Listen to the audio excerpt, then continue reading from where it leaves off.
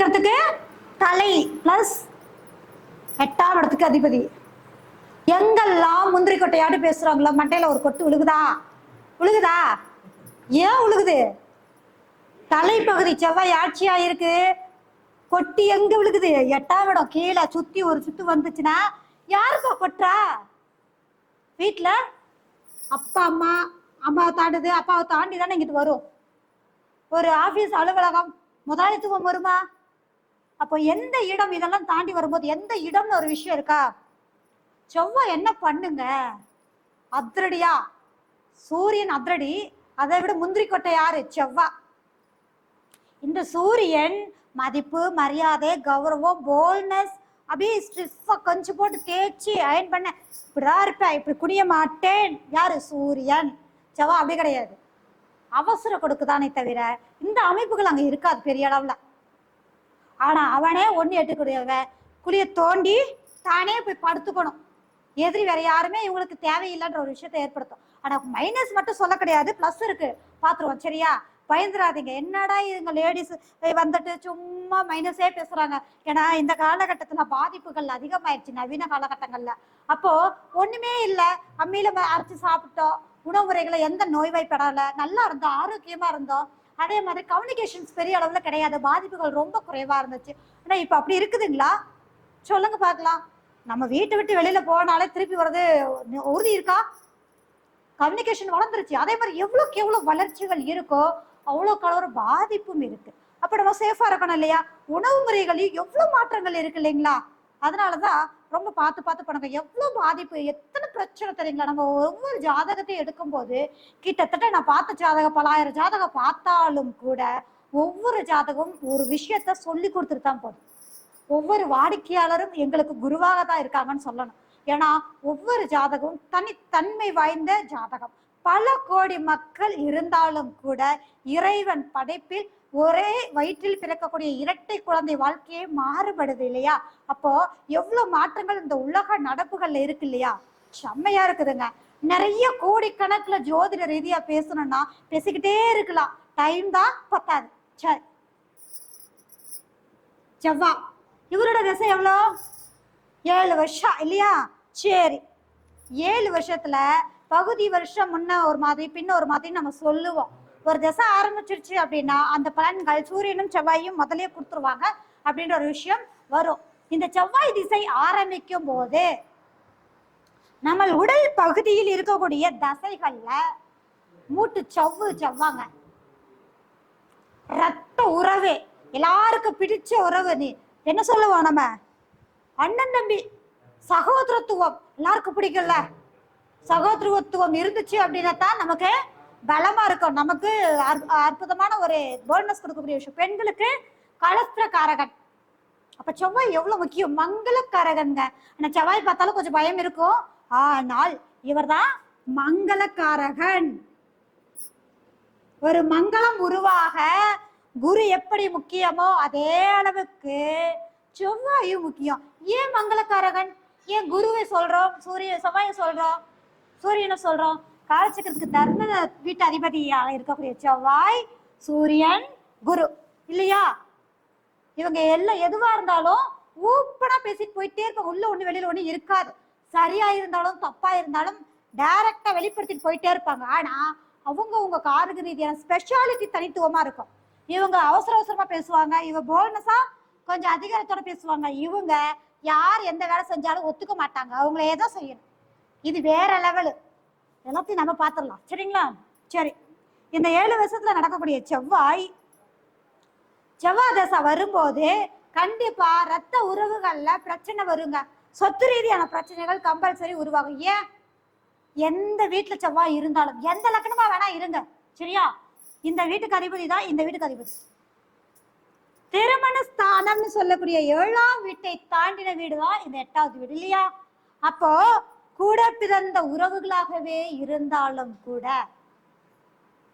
திருமணத்திற்கு பின் பங்காளிகளாக மாறிவிடுவார். கேள்விப்பட்டிருக்கீங்கல்ல? நம்ம பெரியவங்க சொல்லுவாங்க, பங்காளிகளா மாறிக்குவாங்க. சொத்து தகராறு வருது, பிரச்சனை வருது. எப்ப வருது? திருமண வாழ்க்கைக்கு பின்னாடி. என் வீடு உன் வீடு இப்படின்ற ஒரு பேச்செல்லாம் வருதா இல்லையா? அப்ப ஏன் வருது? இந்த 7வது வீட்டை தாண்டினோடனே தனக்குன்னு ஒரு அங்கீகாரம், தனக்குன்னு ஒரு சொத்து, தன்னுடைய குடும்பத்தை பாதுகாக்கணும், தனக்கு என்ன இருக்கு, குழந்தைகளுக்கு அடுத்து என்ன இருக்குங்கிறதுல அதிகப்படுத்தக்கூடிய தன்மை உருவாகும். அப்போ செவ்வாய் தசை ஆரம்பிச்சா தயவு செய்து கூட பிறந்த உறவுகள் கிட்ட விட்டு கொடுத்து போங்க. முடிந்த வரைக்கும் உண்மையிலேயே சொல்றாங்க, சொத்துக்காக நிறைய பேர் அடிச்சுக்கிறாங்க, கோர்ட்டு கேஸுக்கு ஏறுறாங்க, நிறைய விஷயங்கள் பாதிக்கப்படுது, ஒருத்தரை தாக்கிக்கிறாங்க. உண்மையிலேயே சொல்றாங்க, எந்த கிரக தசாபத்தி கெட்டு போய் தசாபத்தி நடந்தாலும் கூட அந்த உறவுகளை நீங்கள் தன்மையாக விட்டு கொடுத்து சென்றால் அந்த திசை உங்களை பெருமளவு என்ன பண்ணாது, பாதிக்காது. செவ்வாய் கெட்டு திசை நடந்தாலும் சொத்து ரீதியான பிரச்சனைகளா இருக்கட்டும், கூட பிறந்த உறவுகள் ரீதியான பிரச்சனையா இருக்கட்டும், நீங்க விட்டு கொடுத்து போனீங்கன்னா நிச்சயமா நல்லா இருப்பீங்க, மோசம் போக மாட்டீங்க. ஏன்னா எப்படினாலும் நேரா பார்த்துட்டு இருக்கிறது, நம்மளை கவனிக்கிறது யாரு, பிரபஞ்சமும் இந்த கிரகங்கள் மட்டும்தான் இல்லையா? சோ இவங்க நமக்கு கண்டிப்பா பலன் அளிப்பாங்க. மற்றவங்க நேர்ல பார்த்து நமக்கு சர்டிபிகேட் கொடுக்குறாங்கன்றதை விட பிரபஞ்சம் நமக்கு கணக்கு எழுதி வைக்கும், நமக்கு என்ன, நம்ம செயல்பாடுகளுக்கு என்ன. ஒவ்வொரு செயல்பாடுகளுக்கும் கர்மா இருக்கு இல்லையா? அந்த கர்மா அடிப்படையில தான் அனுபவிக்கக்கூடிய தன்மை. விட்டு கொடுத்து போனால் நிச்சயமா நன்றாக இருப்போம். பெரியவர்கள் சொன்ன ஒரு விஷயம். சொத்து தகராறுகள் வந்தாலும் கூட தயவு கூர்ந்து விட்டு கொடுத்து போங்க. உங்க ரத்தம் தாங்க, உங்க சொந்தம் தான், ஒரே வீட்டுல தாங்க வளர்ந்தீங்க, ஒரே தட்டுல தான் சாப்பிட்டீங்க, ஏன் இவ்வளவு பிரச்சனை வரணும்ன்ற ஒரு விஷயத்த ஏற்படுத்தும். ஆனா அதைய மீறி பிரச்சனைகள் வருது அப்படின்னா கிரகங்கள் தன்னுடைய வேலைகள் கடமையை செய்யும். பரிகாரம் இதுதான், நம்ம சொல்ற விஷயம் பரிகாரம் இதுதான். சரிங்களா? சரி. செவ்வாய் சூரியனோடு சார்ந்து இருக்கும் போது மருத்துவத்துறை சார்ந்த விஷயத்துல சாதிக்கிறாங்க. அதுவே 159 வரும்போது உயர் பதவின்னு சொல்லக்கூடிய பதவிகள், IAS, IPS இது மாதிரியான விஷயங்களுக்கு சப்போர்ட் பண்ணக்கூடிய தன்மைகள் அற்புதமாக இருக்கு. அரசாங்க ரீதியான விஷயங்கள், அதுலயே ராகு நட்சத்திரம் சம்பந்தப்பட்டாலோ ராகு சார்ந்து இருந்தாலோ மிலிட்ரி சார்ந்த விஷயங்களுக்கு சப்போர்ட் பண்ணும். யூனிஃபார்ம் போட்ட வேலை, திருமண ஒரு பெண் ஜாதகத்தில் இந்த அமைப்புகள் இருந்தாலே உங்களுக்கு வரக்கூடிய கணவர் அதிகார ரீதியாக யூனிஃபார்ம் போட்ட டாக்டர் சார்ந்த விஷயங்கள், மிலிட்ரி சார்ந்த விஷயங்கள்ல, ஹையர் சார்ந்த விஷயங்கள்ல தான் வருவாங்க. வீட்டை எடுத்தா யாருன்னு கூட சொல்லலாம். அப்போ சொந்த திருமண கேள்விகள் நிறைய இருக்கு. திருமணத்துல அந்நியத்துல அமையுமா, சொந்தத்துல அமையுமா, காதல் திருமணமா, இல்ல மாற்று மதத்தை சார்ந்து திருமணம் பண்ணுவோமா, அல்லது வாழ்க்கையில் பாதிக்கப்பட்டவரை திருமணம் செய்வோமா, திருமணத்துல எத்தனை கேட்டகரி இருக்கு இல்லையா, குழந்தை உள்ள நபரை திருமணம் செய்வோமா. நான் ஏற்கனவே சொல்லியிருக்கேன், ஒரு கேட்டகரி சொத்துன்னு எடுத்தாலும் நிறைய இருக்கு, குழந்தைகள்னு எடுத்தாலும் நிறைய இருக்கு, திருமணம்னு எடுத்தாலும் நிறைய இருக்கு. அந்த கண்டென்ட் மட்டும் பேசலாம், அதிகமா பேசலாம். அப்போ இந்த மாதிரியான அமைப்புகள் இருக்கும்போது நல்ல நிலையாக இருக்குது அப்படின்னா அவங்க டாப் மோஸ்ட் லெவல்ல பெரிய உயிர் அதிகாரியா இருப்பாங்க. அதுல நிறைய தடுமாற்றமும் போராட்டமும் இருக்கும். காரணம் உள்ள ராகு இருக்காது. இந்த ராகுக்கு பதிலா குறி இருந்தா என்ன ஆகும், சூப்பரா இருக்குங்க. இவங்கதான் ஆன்மீகத்துல அவங்க தாத்தா பாட்டிகள் காலத்துல இருந்தே ஆன்மீக ரீதியா கோயில்ல நிர்வாகம் செய்யக்கூடியவங்களா இருப்பாங்க, தலைமை பண்புகள் இருக்கக்கூடிய நபர்களா இருப்பாங்க, ஆன்மீக செயல்பாடுகள், அதிகாரத்துல இருக்கக்கூடிய அமைப்புகள், இவங்க வீட்டுல எந்த விஷயமா இருந்தா கேட்டெடுத்தா மற்ற முடிவுகள் செய்யக்கூடிய அமைப்புகள் நிச்சயமா இருக்கும். அப்போ அதிகாரம் கிடைக்குமா இவங்களுக்கு? கண்டிப்பா கிடைக்கும்.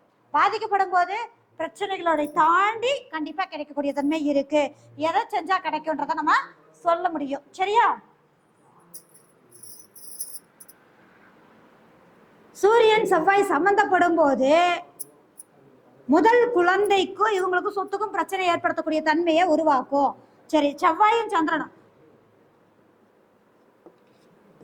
உண்மையிலேயே சொத்து பிரச்சனை வர்ற இடங்கள்ல ரொம்ப அல்லல் படுறவங்க யாரு, கஷ்டப்படுறவங்க யாரு? பெத்த தாய். குழந்தைங்க பெரிய பையனும் சின்ன பையனும் அடிச்சுக்கிட்டு இருந்தா அவங்களுக்கு எப்படி இருக்கும்? ரொம்ப வருத்தமா இருக்கும் இல்லையா? அவங்க வாழ்க்கையை நொந்து போயிடுவாங்க. ஒரு பணத்துக்காக, ஒரு சொத்துக்காக அடிச்சுக்கிறாங்க. இந்த பையனுக்கு நான் பார்க்கவா, அந்த பையனுக்கு பார்க்கவா. உண்மையிலேயே சொல்றேங்க, இது ரொம்ப கொடுமையான ஒரு விஷயம். இந்த பையனை பார்த்தா நீ உரம் வச்சு பண்ற, இந்த குழந்தைக்கு நீ சுண்ணாம்பு வைக்கிற, இந்த இடத்துக்கு வெண்ணெய் வைக்கிறேன்னு சொல்லி வரும். ஏன் இந்த பேச்சுகள்? ஏன் இவங்க பாவம்? சந்திரன் வீட்டுல செவ்வாயும், செவ்வாய் வீட்டில் சந்திரனும், சந்திரன் ஆட்சியாய் செவ்வாய் நீச்சமாகுது, செவ்வாய் வீட்டுல சந்திரன் நிச்சயமாகுது. அப்போ சொத்து ரீதியான விஷயத்துல தாய் வலுவாக இருக்கும்போது நிச்சயமா அம்மா வந்து குழந்தைகளுக்கு திருமணம் நடக்கும்போது யாருக்கு என்னென்ன சொத்து கொடுக்கணுங்கிறத முதல்லயே டிசைட் பண்ணி கொடுத்துட்டாங்க அப்படின்னா தாய்மை அடையக்கூடிய இடம் கடகம். குழந்தை பெறுங்கிறது 5ஆம் இடம். அப்போ ஒவ்வொருடைய திருமண வாழ்க்கைக்கு பின்னாடியும் குழந்தைகளுடைய செயல்பாடுகள் மாறுபடுறதுக்கு காரணம் 7ஆம் இடத்தை தாண்டிய 8ஆம் இடத்தை சந்திக்கக்கூடிய தன்மை. அப்போ முன்னாடியே யார் யாருக்கு என்னங்கிறத பிரிச்சு கொடுத்துட்டாங்கன்னா இந்த பிரச்சனைகள் வராது. அது எதுவுமே பண்ணாம நம்ம ஒத்துமையா இருக்கோம், என் பசங்க எல்லாம் நல்லா இருப்பாங்கன்னு சொல்லிதான் வாங்குறாங்க. ஆனா திருமணத்துக்கு பின்னாடி அந்த வீடு செயல்படுறதுக்கும் இந்த வீடு செயல்படுறதுக்கும் நிறைய வித்தியாசம் இருக்கா? சந்திரன் தெளிவாக அம்மா செயல்படுறாங்க, சந்திரன் நிச்சயமாயி பசங்க அட்சியா இருக்காங்கன்னு சொல்றோமா? அப்போ சந்திரன் பலவீனம் ஆயிடுறாங்க, தாய் நொந்து போயிடுறாங்க. 8ஆம் இடம்னு என்ன? மரணத்துக்கு நிகரான ஒரு விஷயம். சரியா? இந்த இடங்கள் நிறைய விஷயங்கள். எத்தனை பேருங்க சொத்து எழுதி வச்சா யாரு பெத்தவங்களை பாத்துக்கிறாங்களோ அவங்களுக்கு தான் கடைசி காலத்துல அந்த வீடு. எவ்வளவு பேர் இருக்காங்க தெரியும்ல? நம்ம சரௌண்டிங்ல யோசிச்சு பார்த்தாலே நமக்கு தெரியுதா? ஏன்? கிரகங்கள் வேலை செய்யும், கிரகம் தன் கடமையை செய்யும். சொல்லலாமா? ரைட்டு. அப்போ செவ்வாய் சந்திரன் சம்பந்தப்படும் போது நல்ல அமைப்புகளை இருக்கக்கூடியவங்களுக்கு முதல் சொத்து வாங்கினா தேய்மானத்தையும், 2வது சொத்து நல்ல வளர்ச்சியை கொடுக்கக்கூடிய தன்மைகள் இருக்கும். செவ்வாய் ராகு சந்திரன் சுக்கிரன்ல யாராவது எந்த கிரகமாக சேர்ந்து 6, 8, 12 இருக்கும்போது விபத்துகளை சந்திக்கக்கூடிய அமைப்புகள் கண்டிப்பா உண்டு.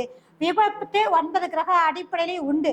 எந்த நட்சத்திரம் எந்த கிரகங்களோ அதன் அடிப்படையில் இருக்கும். ராகுவோட சம்மந்தப்பட்டா பிளேட் வைக்கிறது, சனின்னா கால் அடிப்படுறது, சூரியனா எலும்பு உடையிறது, புதன்னா சின்னதா கீழே விழுந்து எந்திக்கிறது, நரம்பு பாதிப்பு, இது மாதிரி விஷயங்கள் எந்தெந்த பாதிப்புகளை கொடுக்குங்கிறதும் நிச்சயமா சொல்ல முடியும் அப்படின்றதுதான். சரி, அப்போ இந்த செவ்வாய் வரும்போது இடம் ரியல் எஸ்டேட் சம்பந்தப்பட்ட பிசினஸ் பண்ணலாமா? நல்லா தெரிஞ்சுக்கோங்க. யாரா இருந்தாலும், மேஷ லக்னம் இந்த லக்னமா இருந்தாலும் நம்ம எப்பயுமே சொல்லுவோம், எந்த லக்னமாக இருந்தாலும் காலச்சக்கரன் பாத்துல நிச்சயமா இயங்கும். 1/8 இருக்கிறதுனால செவ்வாய் உச்சமாவே இருந்தாலும் கூட சொந்த தொழில் பண்ணக்கூடாதுங்க. ஏன் பண்ணக்கூடாது? 10லதான் இருக்கு, உச்சமா தான் இருக்கு, ஏன் பண்ணக்கூடாது? பண்ணக்கூடாதுங்க. அதான் ஏன் இந்த வீட்டுக்கோ 1/8 வருதா? அப்போ தொழிலை பண்றான ஆசையை பண்ணி அவசர கொடுக்குத்தனமா முடிவு பண்ணி எல்லாத்தையும் தூக்கி உள்ள போட்டு, செவ்வாயோட ராகு சம்பந்தப்பட்ட எல்லாத்தையும் தூக்கி வாரி வளைச்சு உள்ள போட்டுருவாங்க. 8ஆம் இடம் அதுக்கப்புறம் வேலை செய்யும். எப்படி வேலை செய்யும்? நஷ்டமா வேலை செய்யும். ராகு முதலைங்க. ராகுன்னா என்ன? முதலை வயிற்றுல போட்டா போட்டுக்கிட்டே இருக்கணும். அப்ப அவங்களுக்கு என்ன நம்ம சொல்லிட்டு கொடுக்கலாம்? என்ன பண்ணலாம்? கமிஷன் ஒர்க் பண்ணுங்க சொல்லலாமா? நீங்க கமிஷன் ரீதியான வேலை பண்ணுங்க, ரியல் எஸ்டேட் சார்ந்து பண்ணுங்க, உறவுகள் ரீதியா சகோதரத்தை பக்கபலமா வச்சு பண்ணுங்க. எந்த உறவுகளை பக்கத்துல வச்சிருந்தா சேஃப்டி, எந்த வேலைக்கு போகும்போது எந்த உறவை கூட்டிட்டு போனா வளர்ச்சி நிச்சயமா இருக்குங்க. ஜாதகத்துல தசாபதி எடுக்கும்போது எந்த கிரகத்தை பக்கத்துல வச்சா வளர்ச்சி, எந்த உறவை கூட்டிட்டு போனா போன காரியம் விளங்காது, எல்லாமே இருக்கு. நம்ம எடுக்கணும், அவ்வளவுதான். சரி, செவ்வாய் சம்பந்தப்பட்ட தசாபுத்தியில செவ்வாயுடைய தன்மைகள்ல ராகு சம்பந்தப்பட்ட இடம் மேல இடமா வாங்குவாங்க. செவ்வாய் கேது சம்பந்தப்படும் போது இடத்துல கேஸ் வரும், வில்லங்க வரும், ரத்த உறவுகள் பிரியக்கூடிய தன்மையை உருவாக்கும். செவ்வாய் கேது நிச்சயமா மோசமான கிரக அமைப்பு. என்னதான் சொத்து வாங்கினாலும் அந்த சொத்துல ரவரன்னு இந்த சொத்துல பிரச்சனை இருந்துகிட்டே இருக்கும். அப்ப அவங்க வீட்டுல யார் ஜாதகம் பழுவா இருக்கோ அவங்க பேர்ல வாங்குங்க, இல்ல 2 பேர் ஜாயிண்டா வாங்குறதுக்கான வழியை பாருங்க. சரியா? சரி, அடுத்தது செவ்வாய் ராகு கேதுவோட சம்பந்தப்படும் போதுல நம்ம சொல்லிட்டோம். கேது வழக்கு, ராகு பஞ்சாயத்து, ஆனா சொத்து சேர்க்கைக்கான விஷயங்கள் கொடுக்கும். கேது சம்பந்தப்பட்ட கண்டிப்பா பிரச்சனை வருங்க. சரிங்களா? செவ்வாய் குரு சம்பந்தப்படும் போது நிச்சயமா அது நல்லா இருக்கும். குழந்தைகள் ரீதியான செயல்பாடுகள், ஆன்மீக வளர்ச்சி சார்ந்த விஷயங்களை ஏற்படுத்தக்கூடிய தன்மை இருக்கும். செவ்வாய் சுக்கிரன் சம்பந்தப்படும் போது அற்புதமா பெண்கள் மேல சொத்து வாங்கக்கூடிய தன்மையை உருவாக்கக்கூடிய ஒரு விஷயம். அதே மாதிரி செவ்வாய் சுக்கிரன் சேர்ந்துருச்சுனாலே தசாபத்தி நடக்கும்போது திருமண போறதுக்கு ரொம்ப பயப்படுவாங்க. கலஸ்திரக்காரகன் 2 பேருமே கலஸ்திரக்காரகன், பெண்ணுக்கு செவ்வாயும் ஆண்களுக்கு சுக்கிரனும். அப்போ இவங்களுக்கு பாத்தீங்க அப்படின்னா இல்லற வாழ்க்கை சார்ந்த விஷயங்கள்ல கொஞ்சம் அதிகமான ஒரு அமைப்பை கொடுக்கறதுனால கொஞ்சம் தொந்தரவு ஏற்படுத்தக்கூடிய தன்மை இருக்குன்னு சொல்லுவாங்க. ஆனா அதன் ரீதியா இவங்களே தசாபத்தி நடக்கும்போது எப்படி அந்த செயல்பாடுகள் ரீதியா கணவன் மனைவி இடத்துல எந்த மாதிரி விட்டு கொடுத்து போகணுங்கிற விஷயத்த சொல்லும் போது கண்டிப்பா நல்ல நிலையை ஏற்படுத்தும். பொருளாதார ரீதியான விஷயத்துக்கு நல்ல வளர்ச்சியை ஏற்படுத்தும். ஏன் இந்த வீட்டுக்கு செவ்வாய் வீட்டுக்கு இந்த வீடு 2ஆம் வீடா, இந்த சுக்கிரன் வீட்டுக்கு 2வது வீடு செவ்வாய் வீடு. அப்ப பொருளாதார வளர்ச்சியை கொடுக்கக்கூடிய தன்மைக்கு நல்லா இருக்கு. பெண்கள் பேர்ல சொத்து வாங்குறது வாகனம் வாங்குறதுக்கு நல்லா இருக்கு. இது மாதிரி விஷயத்துக்கு பொருளாதாரத்துக்கு நல்லா இருக்குன்னு சொல்லலாமா? சரி, குரு சொல்லியாச்சு. அதே மாதிரி செவ்வாய் சனி. பங்காளி உறவு யாரு? ஏற்கனவே சொன்ன 7க்கு 8 செவ்வா பங்காளின்னு. சித்தப்பா பெரியப்பா மக்கள் எல்லாத்தையும் பங்காளித்தின்னு சொல்லுவோம். சனி பகவான் செவ்வாய் சனி சம்பந்தப்பட்ட தசாபுத்தி வருது. ராசி கடத்தை பட்டு பார்த்துட்டு எங்களுக்கு இல்லைங்களே செவ்வாய் தசை, ஆனா பங்காளி சொத்து பிரச்சனை போகுது, வருவாங்க. ஏன் தெரியுமா? பாருங்களேன், செவ்வாய் ஆட்சியாதான் இருக்கு, பங்காளி வந்துகிட்டே இருக்கு, பஞ்சாயத்தே ஓயலைங்க, எனக்கு எங்கேயாவது ஓடி போயிடலாமா இருக்கு. ஏங்க இந்த லக்கணம் அனுஷ நட்சத்திரத்துல நிக்குது, சனி பகவான் வந்துட்டாரா, அதனாலதான் சாரம் பார்த்து பேசுங்க சாரம் பார்த்து பேசுங்கன்னு சொல்றோமா? சரி, அப்போ அனுஷத்துல நிக்குது, பங்காளி ரீதியான காலச்சக்கரத்துக்கு 8வது விழா வந்துருச்சா. இந்த வீட்டுக்கு 4ஆம் அதிபதி சனி பகவானா +3. அப்ப சொத்தை வித்துட்டு சொத்து சேல் பண்ணி பிரிச்சுக்கோங்க, அதுதான் தீர்வு.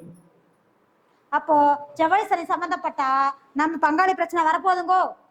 எத்தனை கிரகம் இருக்கு, எந்த நட்சத்திரம் எத்தனை கிரகம் பார்க்குதோ அத்தனை பேர் சம்பந்தப்படுவான். சொல்லுவோம், சொல்லலாம். யார்கிட்ட சாதகம் இருக்கணும், யார் ஃபேவரபிளா இருப்பாங்க, எப்படி அதை மாத்தலாம், சொத்தா வருமா பணமா வருமா, நிச்சயமா சொல்லலாம். சரியா?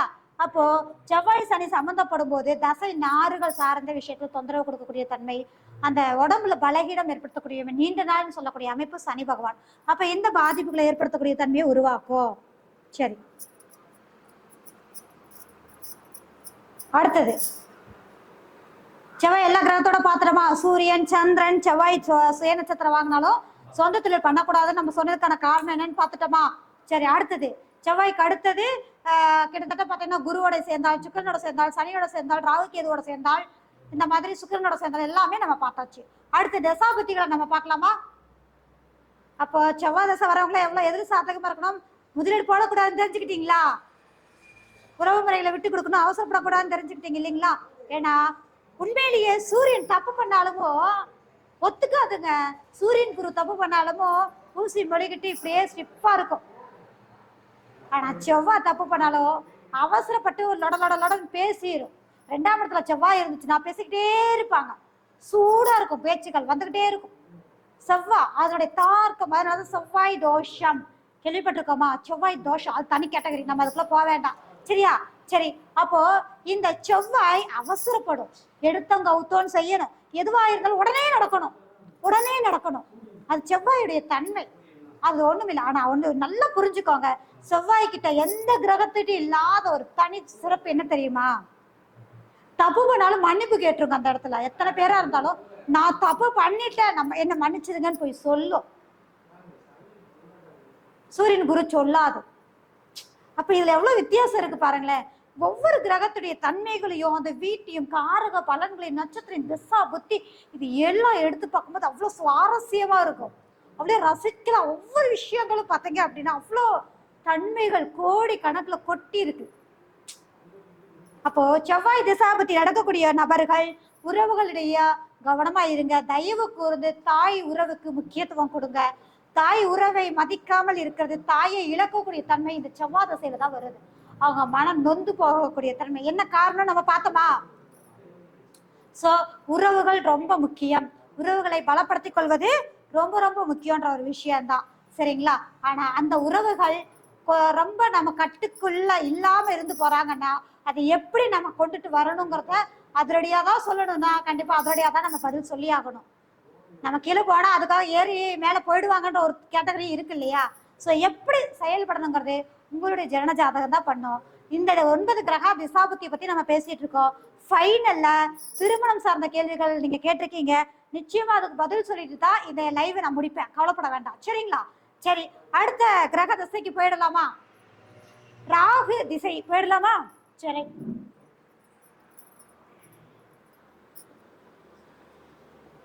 237 பேர் பார்த்துட்டு இருக்கீங்க. வீடியோ எல்லாரும் ஒரு லைக் பண்ணிட்டு